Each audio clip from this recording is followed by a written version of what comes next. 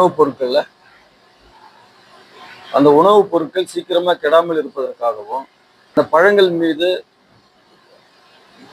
குறிப்பிட்ட நிறங்கள் வருவதற்காகவும் ஒரே நேரத்தில் பழங்கள் பழுக்க வைப்பதற்காகவும் பல்வேறு ரசாயன பொருட்கள் பயன்படுத்தப்படுகின்றன. செயற்கையான நோய்கள் வருவதற்கு காரணமாக அமையுது. இந்த மீன் இந்த கலராகவே இருக்காது. இதில் ஒரு குறிப்பிட்ட ரசாயன பொருள் கலக்கிறதால இந்த மீன் ஒரு 10 நாள் வரைக்கும் கிடையாது. இந்த மீனை சாப்பிட்டாங்கன்னா ஒரு சிலருக்கு புற்றுநோய் வரக்கூடிய ஒரு அபாயகரமான சூழ்நிலை இருக்குது. இப்போ இந்த ஆப்பிள் பார்த்தீங்கன்னா, இந்த ஆப்பிள் ஷைனிங்காக இருக்கிறதுக்கு மெழுகு தடை வச்சிருக்காங்க. இந்த மாம்பழம் ஒரு 1,00,000 பழம் வருதுன்னா 1,00,000 பழமும் ஒரே நாளில் பழுத்துரும். உணவு பாதுகாப்பு துறை இருக்குது. இந்த உணவு பாதுகாப்பு துறையில இன்னைக்கு நீங்க போனீங்கன்னா ஒரே ஒருத்தர் மட்டும் டெப்டேஷன் இருக்கிறார். இதெல்லாம் அரசாங்கம் இதெல்லாம் ஒரு அரசு அதிகாரி செய்ய வேண்டிய கடமையை செய்யலைன்னா அவங்க பேர்ல உரிய நடவடிக்கை எடுக்க வேண்டியது முதலமைச்சருடைய கடமை, சம்பந்தப்பட்ட துறையுடைய அமைச்சருடைய பொறுப்பு. ஏதோ மக்களுடைய வரி பணத்தை உட்காந்து மக்களும் மாறிங்கன்னா அதிகாரிக்கு சம்பளம் வாங்கி வீட்டுல உட்காந்தா போதுமா? மக்களின் அன்றாட உணவுப் பொருட்கள், கறி இறைச்சி, மீன் இறைச்சி, பழங்கள், பால் உள்ளிட்ட பல்வேறு உணவுப் பொருட்களில் அந்த உணவுப் பொருட்கள் சீக்கிரமாக கெடாமல் இருப்பதற்காகவும் அந்த பழங்கள் மீது குறிப்பிட்ட நிறங்கள் வருவதற்காகவும் ஒரே நேரத்தில் பழங்கள் பழுக்க வைப்பதற்காகவும் பல்வேறு ரசாயன பொருட்கள் பயன்படுத்தப்படுகின்றன. இந்த ரசாயன பொருட்களால் ஒட்டுமொத்தமாக கண்வலி, மூளை சுருங்குதல், கிட்னி பாதிப்பு, கல்லீரல் பாதிப்பு, குடல் நோய்கள், மெல்ல மெல்ல அது அந்த இதெல்லாம் ரத்தத்தில் கலந்து புற்றுநோயை, கண்ணுக்கு தெரியாத புற்றுநோயை உருவாக்குதல், ஒரு சிலருக்கு மரணங்கள் ஏற்படுதல் உள்ளிட்ட பல்வேறு செயற்கையான நோய்கள் வருவதற்கு காரணமாக அமையுது. இப்போ உதாரணத்துக்கு வெளி மாநிலத்திலிருந்து புதுச்சேரி மாநிலத்திற்கு மீன்கள் கொண்டு வரப்படுகின்றன. அந்த மீன்களை நீங்க பாத்தீங்கன்னா இது கேரளால இருந்து எடுத்து வரப்பட்ட மீன். இந்த மீன் இந்த கலராகவே இருக்காது. இதுல ஒரு குறிப்பிட்ட ரசாயன பொருள் கலக்கிறதால இந்த மீன் ஒரு 10 நாள் வரைக்கும் கிடையாது. இப்போ மனிதனுடைய உடல் இறந்த பிறகு கெடாமல் இருப்பதற்கு ஒரு ரசாயன பொருள் தூவுவாங்க மேல. அது போன்ற ஒரு பொருளை இதுல வர எல்லா மீன்லுமே வெளி மாநிலத்திலிருந்து வரக்கூடிய இந்த கேரளா, ஆந்திரா, இந்த புதுக்கோட்டை இந்த பகுதியிலிருந்து வரக்கூடிய, ஏன்னா புதுச்சேரி மாநிலத்துல பிடிக்கக்கூடிய மீன் போதுமானது இல்லை. அதனால வெளி மாநிலத்திலிருந்து தான் வரணும். இப்போ மீன்பிடி தடை காலம். இப்போ நாங்கள் காலையில இந்த மீனை வாங்கிட்டு வரோம். எல்லாம் வெளி மாநிலத்து மீன், எல்லாமே ரசாயன பொருள் கலந்த மீன். இது எடுத்துக்கட்டுமா, எல்லாமே ரசாயன பொருள் கலந்த மீன். இந்த மீனை சாப்பிட்டாங்கன்னா ஒரு சிலருக்கு புற்றுநோய் வரக்கூடிய ஒரு அபாயகரமான சூழ்நிலை இருக்குது. கல்லீரல் பாதிக்கும், உடல் நோய் வரும், கிட்னி பாதிப்பு வரும், சிலருக்கு மூளை சுருங்குதல் ஏற்படும். இது வகையில இது போன்ற பழ வகையில எத்தபோன் மற்றும் எத்திலீன் டை குளோரைடு ஆப்பிள். மறுபடியும் மீனை பிடிக்குமா? போதுமா, வைமா கேள. இந்த மாம்பழம், இந்த வாழைப்பழம், இப்ப இந்த ஆப்பிள் பார்த்தீங்கன்னா, இந்த ஆப்பிள் ஷைனிங்கா இருக்கிறதுக்கு மெழுகு தடை வச்சிருக்காங்க. இந்த மாம்பழம் ஒரு 1,00,000 பழம் வருதுன்னா 1,00,000 பழமும் ஒரே நாளில் பழுத்துரும். அதுக்கெல்லாம் வாய்ப்பே கிடையாது. இப்ப இந்த இந்த ஒரு தார்ல வந்து ஒரு 200 வாழைப்பழம் இருக்குதுன்னா ஒரே நாள்ல அந்த 200 பழமும் பழுக்கிறதுக்கு வாய்ப்பே கிடையாது. அது ஒரு 5 நாள் ஆகும். ஒரு நாளைக்கு 10 பழம் பழுக்கும், அப்புறம் 5 பழம். அப்ப இவங்க என்ன பண்றாங்கன்னா ஒரே நாள்ல இந்த பழம் பழுக்கணும், ஒரே நாள்ல விற்பனைக்கு போகணும் அப்படின்னு சொல்லிட்டு இந்த மாதிரி வந்து எத்திலீன் டை குளோரைடுன்னு சொல்லிட்டு ஒரு கெமிக்கலை கலக்கிறதால ஒரு மனித உயிருக்கு தீங்கு விளைவிக்கக்கூடிய மிகப்பெரிய அபாயகரமான பல நோய்கள் உருவாவதற்கு நிறைய காரணமா இருக்குது.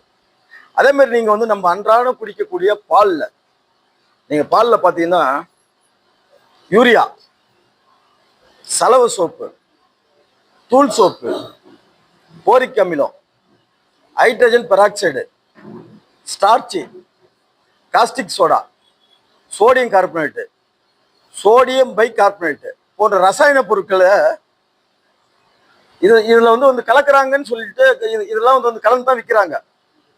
இப்போ அதை விட ஒரு படி மேலே போய் நம்மளுடைய இப்போ இருக்கிற புதுச்சேரி மாநிலத்தினுடைய வேளாண் துறை அமைச்சர் தேனி ஜெயக்குமார் ஒரு 10 வருஷத்துக்கு முன்னாடி அசம்பிளியில சொல்றாரு, பால் கெடாம இருக்கிறதுக்கும் பால் திக்கா இருக்கிறதுக்கும் மண்புழு அரைச்சி கலக்கிறானுங்க அப்படின்னு ஒரு குற்றச்சாட்டை சட்டமன்றத்திலேயே தற்போதைய வேளாண் துறை அமைச்சர், வேளாண் துறை மற்றும் இந்த கால்நடை துறையினுடைய அமைச்சராக இருக்கக்கூடிய மாண்புமிகு தேனி ஜெயக்குமார் அவர்கள் பகிரங்கமா குற்றம் சுமத்தினார்.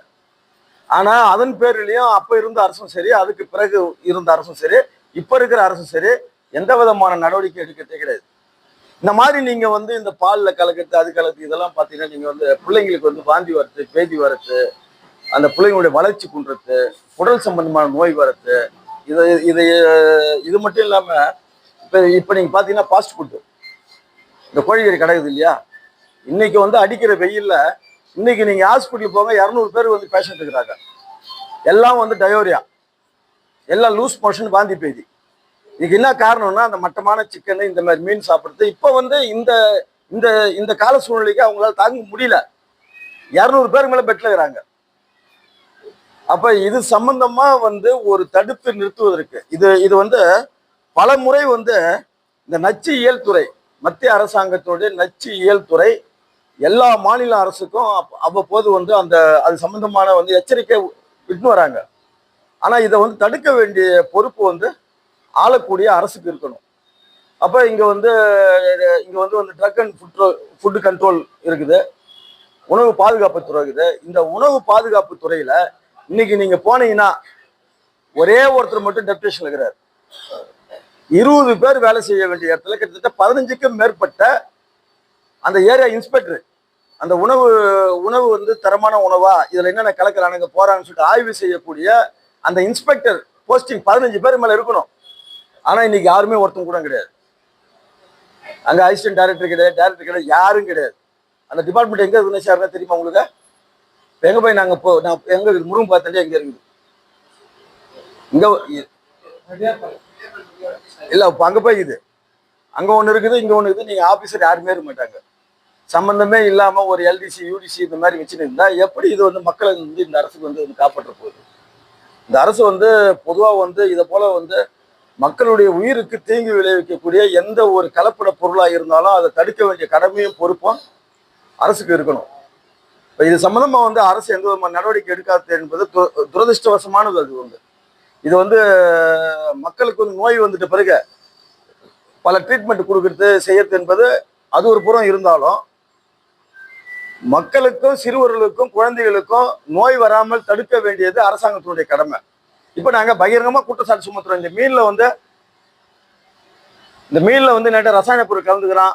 இந்த ஆப்பிள் இதை பாருங்க, மெழுகு கலந்துக்கிறான். இந்த பழத்தெல்லாம் வந்து என்ன கேட்டா அந்த கல்லு மாரி வச்சு கலந்துக்கிறானுங்க, லிக்விடு கலந்துக்கிறானுங்க, கேஸ் மாரி ஒன்று அடிக்கிறானுங்க. இது வந்து இங்க பாருப்பா, பச்சை பட்டாணி, இது வந்து பச்சை பட்டாணி பாக்கெட் வந்து 10 ரூபாய். பாபா உக்கார, பாக்கெட் வந்து 10 ரூபா 20 ரூபா விற்கிறாங்க. இந்த பச்சை பட்டாணியில இந்த மாதிரி வந்து சாயத்தை கலந்து, அந்த பாக்கெட் எடுப்பா, இந்த மாதிரி சாயத்தை கலந்து இது விற்கிறாங்க, சர்வசாதாரணமா விற்கிறான். இதை கேட்கறதுக்கு இந்த கவர்மெண்ட்ல யாருமே இல்ல, யாருக்கு அக்கறையே இல்ல. இங்க உண்மையிலே சொல்லப்போனா முதலமைச்சருக்கு இதை பத்தி ஏதாவது தெரியுதா கூட எங்களுக்கு தெரியல. இதெல்லாம் அரசாங்கம் இதெல்லாம் வந்து ஒரு அரசு அதிகாரி செய்ய வேண்டிய கடமையை செய்யலைன்னா அவங்க பேர்ல உரிய நடவடிக்கை எடுக்க வேண்டியது முதலமைச்சருடைய கடமை, சம்பந்தப்பட்ட துறையுடைய அமைச்சருடைய பொறுப்பு. ஏதோ மக்களுடைய வரி பணத்தை உட்காந்து மங்களம் பாடிங்கன்னா அதிகாரிக்கு சம்பளம் வாங்கி வீட்டுல உட்காந்தா போதுமா? போதுமா? நம்மளுக்கு அரசாங்கத்துல வேலை கிடைச்சி போச்சு, நம்ம எதுவும் பண்ணலான்ட்ட போதுமா? வட மாநிலத்துல இருந்து வராங்க ஐஏஎஸ் ஆபிசர், ஹெல்த் செக்ரட்டரி என்ன செய்யறாரு, டிஎம்எஸ் என்ன பண்றாரு, இன்னும் துறை ரீதியா இருக்கக்கூடிய அதிகாரிகள் என்ன பண்றாங்க? வட மாநிலத்துல இருந்து லட்சக்கணக்கான ரூபாய் மாணவ சம்பளத்தை வந்து உட்காந்துருவாங்க, தலைமைச் செயலகத்தில் உட்காந்து சீட்டை வந்து சூடாக்கி வாங்கிடுறீங்க. எந்த ஒரு அதிகாரியாக வச்சு இது சம்பந்தமான உயர்மட்ட குழுவினுடைய கூட்டத்தை கூட்டியிருப்பீங்களா? ஏதாவது நடந்திருக்குதா? இவ்வளவு பப்ளிக்கா பண்றாங்களா ஐயோக்கியத்தனம்? இதெல்லாம் வந்து தடுக்க வேண்டிய கடமை வந்து அரசாங்கத்துடைய கடமை இல்லையா? இப்ப இது அரசாங்கத்துடைய கடமை. இப்ப மாண்புமிகு முதலமைச்சர் சுகாதாரத்துறை அமைச்சர் அவர் வந்து இது சம்பந்தமா தலைமைச் செயலாளர், சுகாதாரத்துறை செயலாளர், டிஎம்எஸ், உணவு பாதுகாப்பு துறையுடைய அதிகாரிகளுடைய உயர்மட்ட குழு கூட்டத்தை உடனடியாக கூட்டி புதுச்சேரி மாநிலத்தில் எந்த நிலையிலும் மக்களுடைய உயிருக்கு தீங்கு விளைவிக்கக்கூடிய ரசாயன பொருட்களை கலந்து விற்பனை செய்யக்கூடிய யாராக இருந்தாலும் அவர்கள் மீது குண்டாசில வழக்கு பதிவு செய்யணும். அவங்களுடைய கடையுடைய உரிமத்தை உடனே ரத்து பண்ணணும். இந்த மாதிரி இதை குடிச்சா என்ன ஆகும்? இதை சாப்பிட்டா இப்ப இது வந்து எதிர்கட்சி எங்களுடைய கடமையை நாங்க சொல்றோம். இத மக்களிடமோ கண்ணியம் வாயும் காதியம் மூடி இருக்கின்ற அதிகாரிகளிடமோ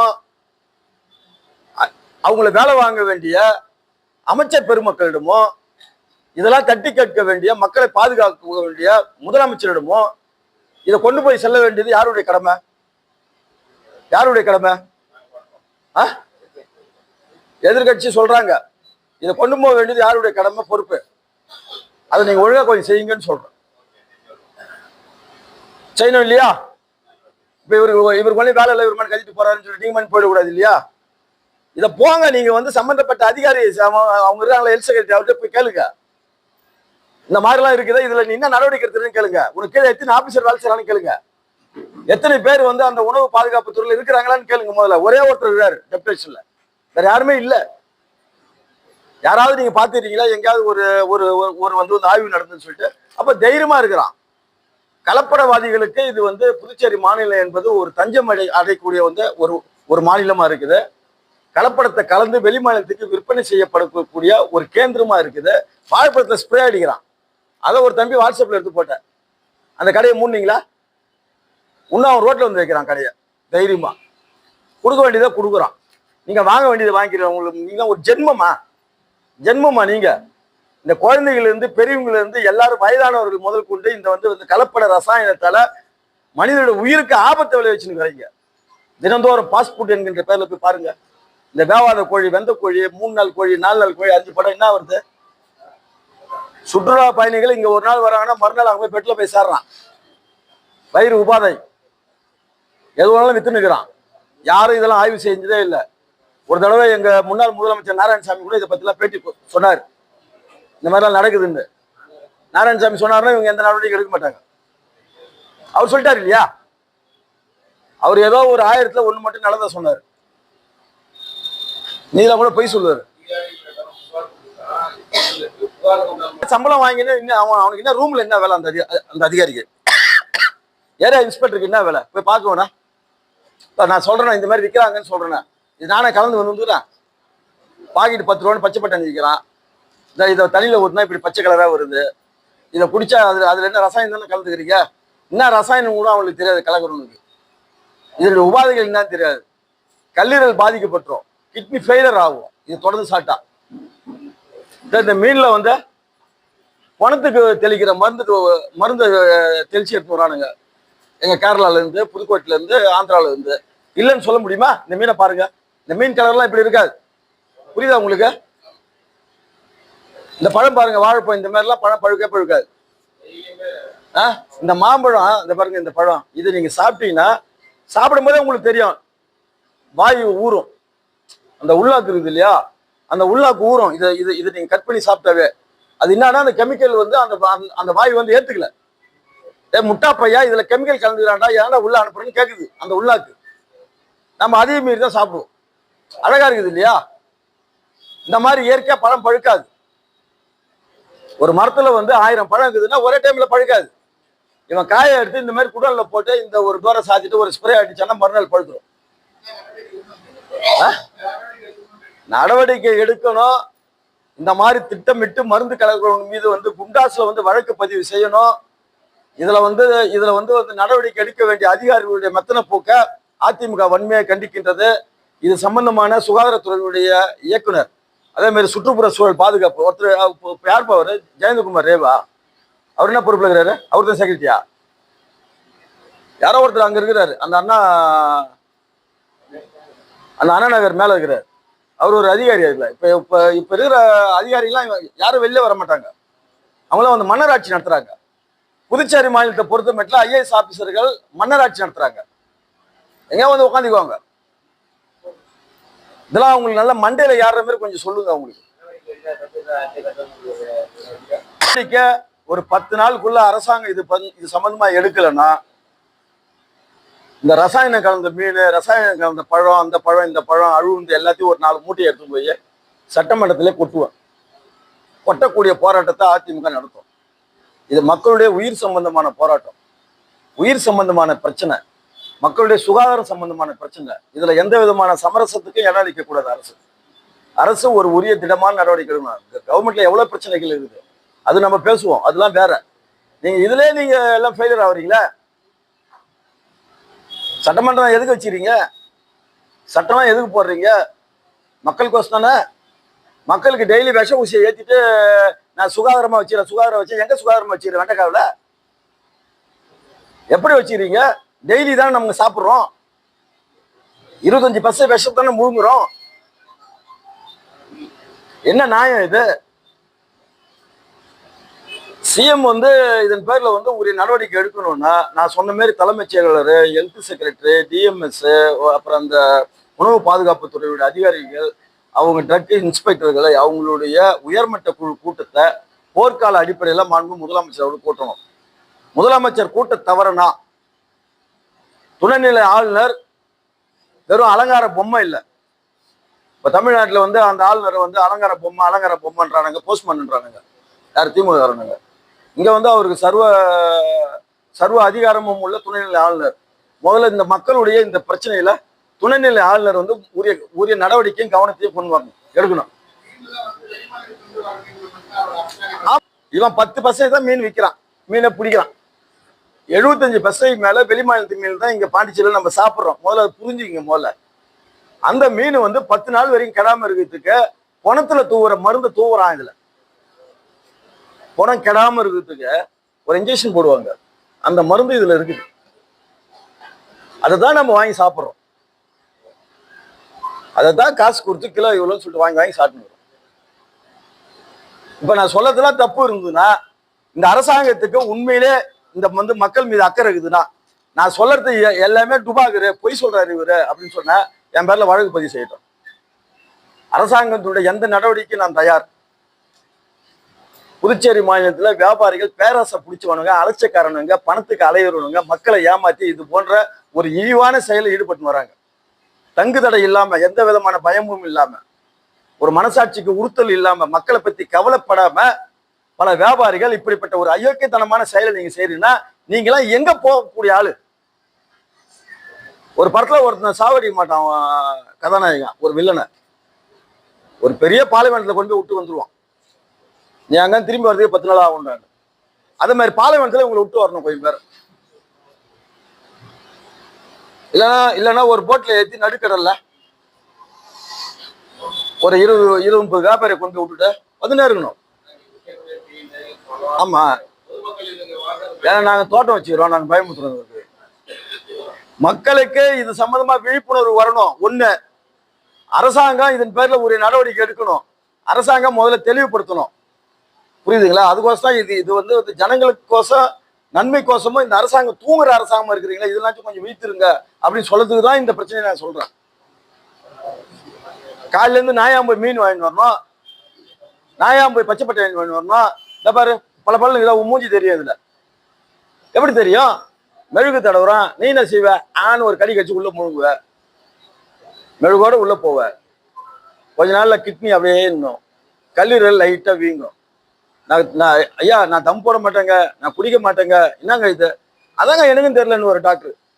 என்ன தெரியல, அதுக்கு இதாங்க காரணம்.